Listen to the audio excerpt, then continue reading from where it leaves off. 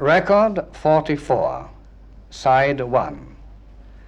Lesson number 44, the 44th lesson, practical section.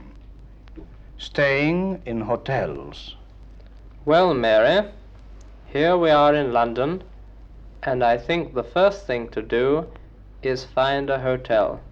That is certainly the first thing in the program. Have you any particular hotel in mind, John? Not really, but Euston Station is very near Russell Square, which is full of hotels, so we shan't have a great deal of trouble in finding a comfortable room for a few days. Here's a porter, John.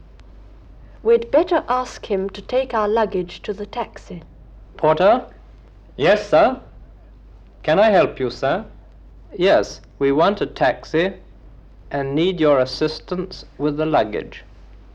Very good, sir. Just go down to the end of the platform and turn right. You'll see the taxi rank just in front of you. Thanks. Come along, Mary.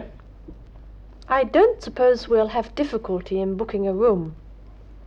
London shouldn't be very full of tourists or holiday makers at this time of year, should it? No, we'll find suitable accommodation easily enough. There's the porter with our luggage, and he's got a taxi for us. There you are, sir. Thank you, sir. Where to, sir? Russell Square, the Democrat, please. That's new, isn't it, John? It's a few years now since it was built, but on the one occasion I went there, I had excellent service, and the staff were most helpful, even despite one elderly lady who must have been a regular pest. Here we are, sir. How much? 3 bob, sir. Here you are. Thank you, sir. Here's the porter. I suppose he'll take charge of our bags. Please take the bags inside, will you? Good morning, sir. Do you wish to book a room? Yes, a double room with single beds, please, with bathroom. All rooms have running hot and cold water, haven't they? Yes, madam. And there is a shower as well as a bath in the bathroom. How long will you be staying? Until Sunday morning. Would you kindly sign the register, sir, please? What floor would you prefer? We can offer rooms on all floors, just at the moment, back and front. I think it might be quieter on the top floor. Don't you, John? If I may make a suggestion, there is a corner room on the top floor facing the street, with a window in both outside walls. The view might be interesting.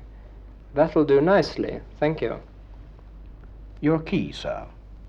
The room number is 147. Would you please leave it here at the reception desk whenever you leave the hotel? And if you require anything at all, please ring.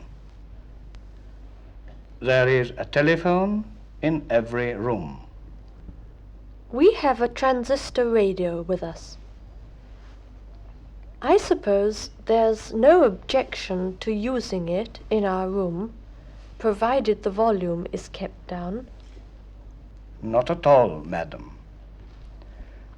If you do not wish to go out in the evening, we have a television lounge and a fully licensed bar, as well as a quiet reading room and lounge for our guests. That seems to cover almost everything. When are meals served, please? Breakfast is from 7 to 10 o'clock, sir. Lunch from midday to 1:30. Afternoon tea from 4:30 to 5. And dinner from 6:30 until 8 o'clock. All meals except afternoon tea, are served in the dining room on the left of the entrance hall. Afternoon tea in the lounge. That seems to be everything. Oh, I should like a call tomorrow morning at 7:30. Will you arrange that, please? Certainly, sir. Will you have something sent up? Tea or coffee? Yes. Please send up 2 cups of tea. I never start the day right without my early morning cup of tea. Very good, madam. Is there anything else I can do for you? No, thank you, except have the porter take us up to our room and bring our bags. Certainly. Jack, take Mr. and Mrs. Black up to their room, 147, and see that their bags are also taken upstairs. Come this way, please. Here's the lift. What floor is room 147? Top floor, madam. The 6th. Then it isn't so high. It would be lovely in weather like this to have a sunroof and be able to admire the view. I'm afraid we don't have enough of this weather, madam, to justify the expense of a sunroof. Here we are. Room 147. This room looks very comfortable. Shall I open the windows, sir? Do you want the windows open, Mary? No, thanks. Leave them closed for the moment, please. I'll just go and fetch your bags now. Well, let's have a shower or bath, and then after breakfast we can go out.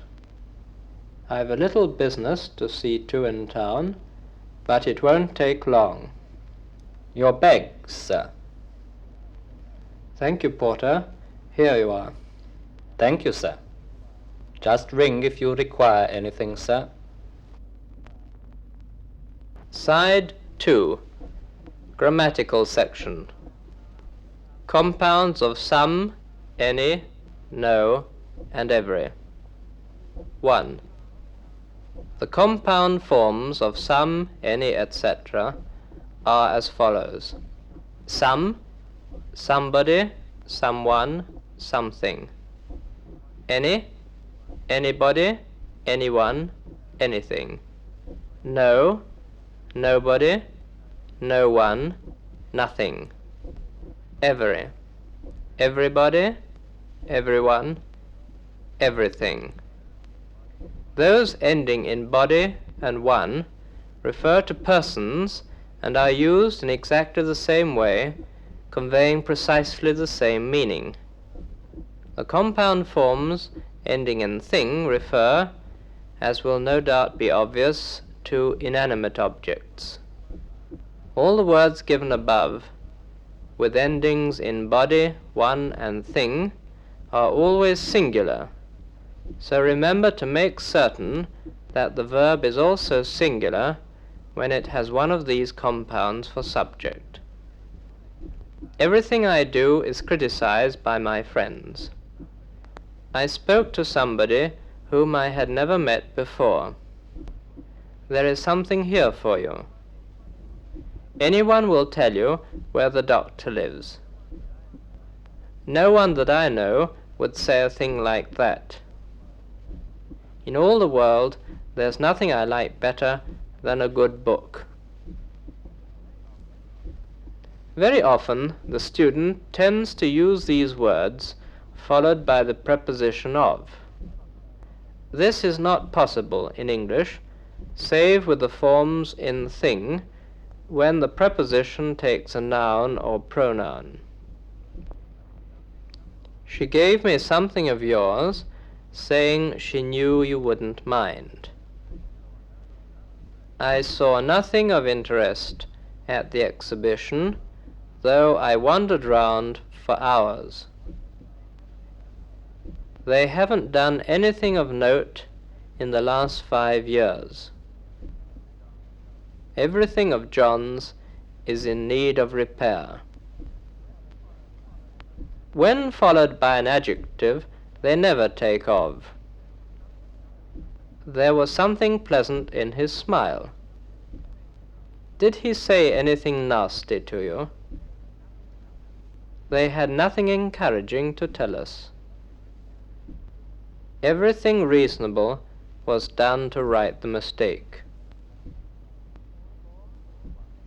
The forms in one and body are never followed by of. In those cases where the preposition is necessary, the simple form of some, any, etc. is used, as in the following examples. Singular. One of you must come with me. Plural. Some of you have still to finish your homework. Any of the students who are interested may come.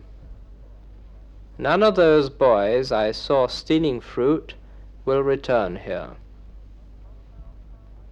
The compounds are used before the adjective, as in the following examples. They said it was nothing important. I have something very interesting to tell you. He didn't have anything special to say after all. The teacher taught me everything necessary to pass my exam. 2.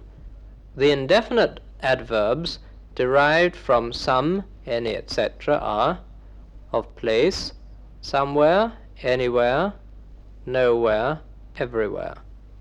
Of time, sometimes. Of quantity, somewhat. Of manner, somehow, anyhow, anyway. Here are a few examples. I've seen your gloves somewhere, but I don't remember where. Didn't they go anywhere yesterday? The children were nowhere to be seen. She has been everywhere and seen everything. Sometimes I read in the evening. The journey was somewhat boring. It will have to be done somehow. Anyway, you must make an effort. Compounds in ever. The words which are going to be explained now are compounds of the relative pronouns who, which, and what, and the adverbs in ever. Their use is very often emphatic. A. Whoever means any person that, anyone who. So we see immediately that the pronoun in ever needs no antecedent. Whoever did that is not a reliable person. Whoever also acts as subject for the two verbs in the above sentence, since it serves both as the antecedent and the relative. The sentence means, the person who did that is not a reliable person. Whoever is only a pronoun and is always the subject. B.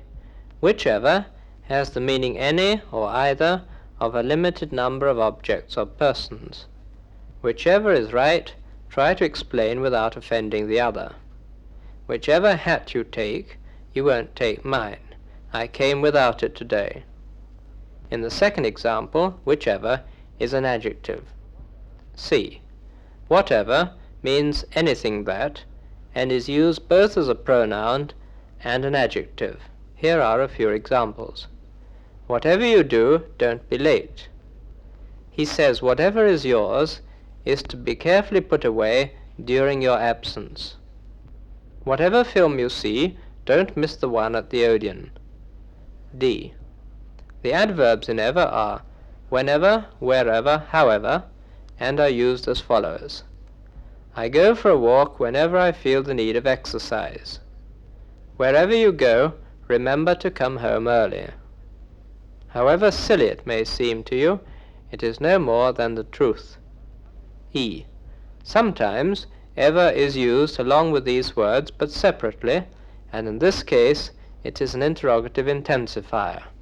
Whoever did that? Whatever have you written to Mary? However did they miss the train? Wherever shall we go?